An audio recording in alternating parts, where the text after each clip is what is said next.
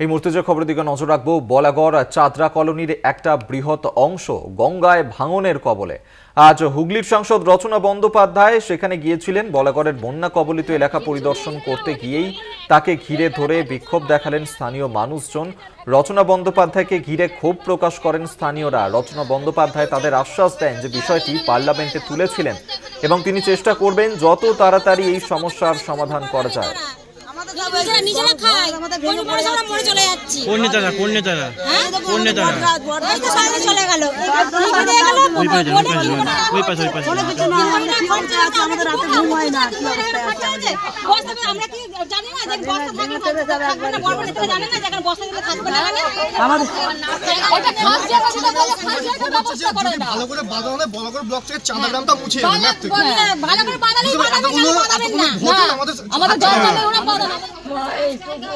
দেখছেন সেই ছবি যেখানে বলাগড় চাঁদরা কলোনির একটা বৃহৎ অংশ গঙ্গায় ভাঙনের কবলে এবং আজ সেখানেই গিয়েছিলেন হুগলির সাংসদ রচনা বন্দ্যোপাধ্যায়।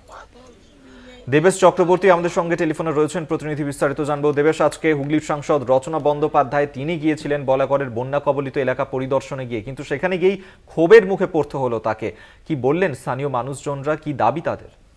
দেখো অভিক, তোমাকে জানিয়ে রাখি, আজ হুগলির বলাগড়ের যেসব জায়গা বন্যায় কবলিত সেই সব জায়গা সাংসদ রচনা বন্দ্যোপাধ্যায় এসেছিলেন জায়গা ঘুরে দেখার জন্য। সেখান থেকে তিনি চাঁদরা কলোনি, যে চাঁদরা কলোনিতে ভাঙনের একটা বৃহৎ অংশ মানুষ কবলিত হয়েছে ভাঙনে, সেই এলাকাতে যখন যায় তিনি, সেখানকার যে মানুষ তাকে ঘিরে ধরে এবং বিভিন্ন রকম অভিযোগ প্রকাশ করে এবং তাকে বলে যে কয়েক বছর ধরে শুধু আমাদেরকে প্রতিশ্রুতি দিয়ে যাচ্ছে, কিন্তু কাজের কাজ কিছু হচ্ছে না।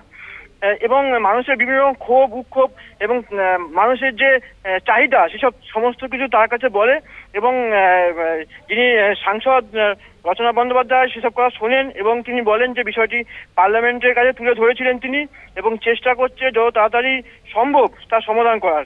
অভিক, ধন্যবাদ তোমায়। দেবেশ চক্রবর্তী আমাদের সঙ্গে টেলিফোনে ছিলেন প্রতিনিধি।